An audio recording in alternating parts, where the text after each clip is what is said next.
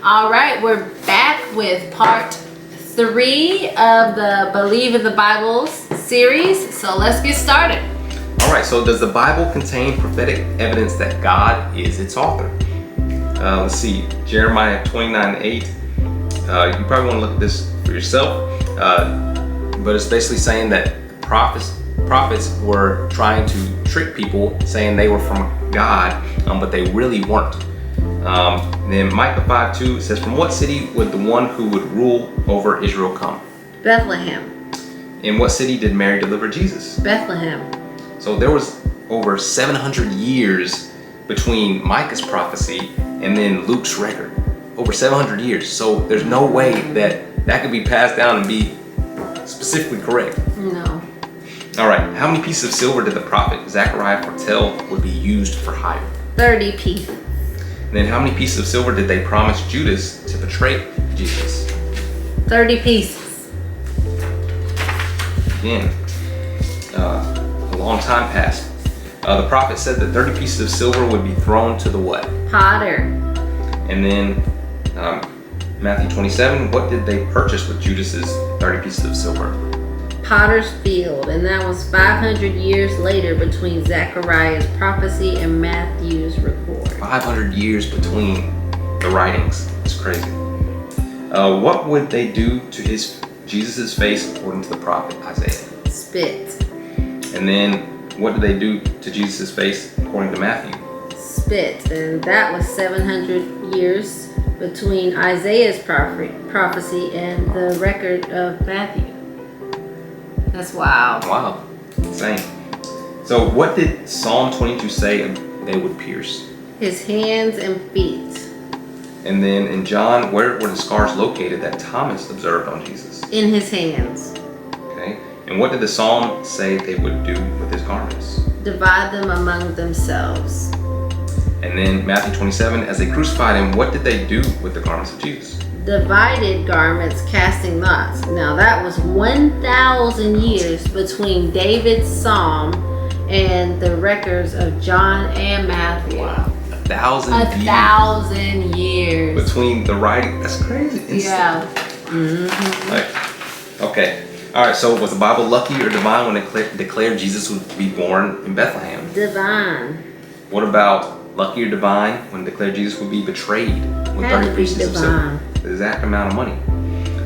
Lucky or divine when it declared Jesus would be struck and spit on? Divine.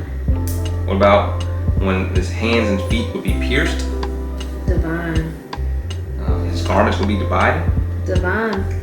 So it says anyone can make a lucky guess. Those who study the past can even make a few accurate, educated guesses or predictions. Only a supreme being can prophesy with 100% accuracy about events to occur in the distant future. Mm-hmm. There are approximately 800 prophecies in the Old Testament and 300 applied directly to Jesus. Woo! Wow. All right, does the Bible contain geographic and archaeological evidence of divine authorship? Exodus 23:28, God was going to help Israel to drive out the Hivite, Canaanites, and Hittite nations. Now, you say it. Okay, outside the Bible, there was no evidence of the Hittite nation. Some claimed this was a biblical error. In 1906, Hugh Winker discovered the Hittite capital and more than 10,000 clay tablets from its library. No. So they found the Hittite nation. Wow. In 1906. So it was there, wasn't a Bible error, and we see. It was a world error. We just hadn't uncovered it yet. Right, exactly. Daniel 7:1, in the first year of who? Belshazzar. King of Babylon, Daniel had a dream and visions of his head while on his bed. Outside the Bible, there was no record found of Babylonian king until 1876. Sir Henry Rawlinson discovered more than 2,000 Babylonian tablets containing confirmation of Belshazzar. We just have to find it. Pontius Pilate was the governor of Judah during the reign of Tiberius Caesar. Now, there was no physical evidence of Pilate held this position until a stone tablet was found in 1961 with the inscription, Pontius Pilate, Perfect of Judah. So they found that he existed. Now, in this Pilate position. is somebody who spoke to Jesus directly, and I feel like if the history of Pilate is true, like that. Oh, there's no denying that Jesus is a real person. Right. That's what I'm saying. And if Jesus is real, it's like, okay now. Samuel took a horn of oil and anointed who? David. And the Spirit of the Lord came upon him from that day forward. David is mentioned around 1,000 times in the Bible, yet there's no confirmation of his existence beyond the Bible. Many scoffed at the reality of this central figure until 1993, just 28 years ago, when a 3,000-year-old black basalt stone was discovered with an inscription describing how Ben-Hadad, king of Damascus, had defeated a king from the house of David in battle. So less than 30 years ago, we just figured out that there was a house of David, like in history, like I don't know that we could physically see it. People that had the Bible knew that, believed, but I just don't understand how many times the Bible has to know something before we know something before we can. But it's like with our own parents, they'll tell us something, and it's like until we get it wrong, we get the consequences. We don't find out what's right. Right. So just keep uncovering and making the Bible correct. All right. Is the Bible right when it mentions the existence of the Hittite nation? Yes. What about when it mentions Belshazzar? Yes. Is it right about Pontius Pilate? Yes. And what about David as king of Israel? Yes. All right, then does the Bible contain ethical evidence that God is the author? Jesus said he would not hate those who are our enemies, but in contrast, we should love our enemies. And Paul said if your enemy is hungry, you should what? Feed him. If he's thirsty, drink. Give him drink. Sorry. All right, that's from Romans. And then Luke 6:28, Jesus said we should bless those that curse us and pray for those that despitefully use us. All right, so if men had wanted to write the Bible, they could not have written it.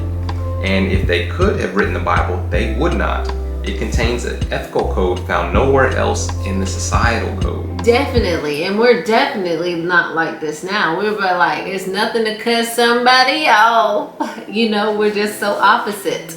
Right. And nobody would maintain the continuity over 500, 700,000 years. Nobody could live that long. So that'd be generations and generations that would have to have that same mindset. Now, the Bible is all put together now, but that's not how it came. Like, scrolls were put together. It didn't come together, and you need to look up the history of that. And you need to take it serious because this is your soul. Like, the Bible is true.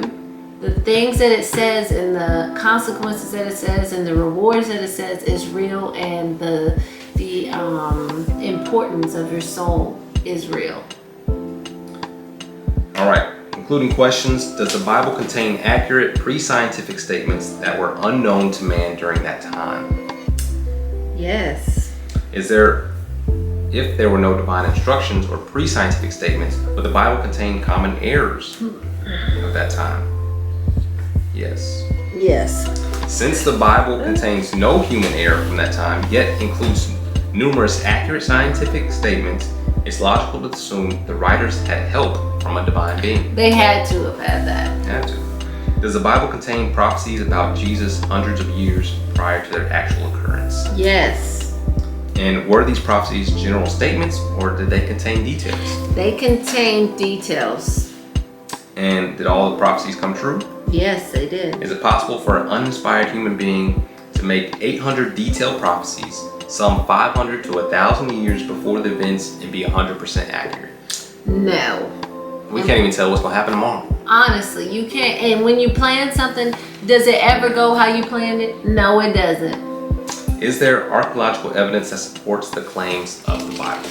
Yes. Well, we know that good men don't lie. So if the Bible wasn't true, they wouldn't have written it. And then evil men would not have written the Bible because the Bible condemns evil men, and they surely wouldn't write a self-condemning book.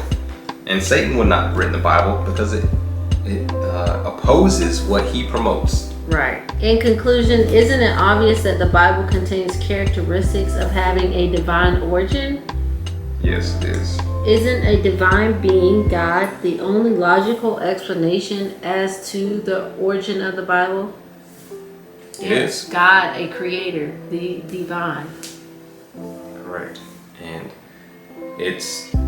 I would love to study with somebody who thinks opposite of what we do. You can comment below, tell us some things, and we'd love to study and answer these, what do you call them? Can't think of the word. I don't know, opposing remarks. Yeah, that's it. And because there's just too much evidence that goes for what the Bible says and what we have found. The Bible is inspired. We came to that conclusion. I came to it when I was 12 or 13, not knowing everything, but knowing just a part of the puzzle. But now, growing up and learning this stuff, there's no denying it. Right. I definitely think that we should start with these types of things when kids are younger, just like they do in school with the science, because it's science and history, you know? So, all right, you guys, we hope you enjoyed this study or can use it to help you study with someone else. Hopefully you will come back and see next time. We will have part C, talking about Christ. Who is he? And that will be a great study as well, looking at who Jesus is and what he's all about. So thanks for hanging out with us. We love you. Be the light.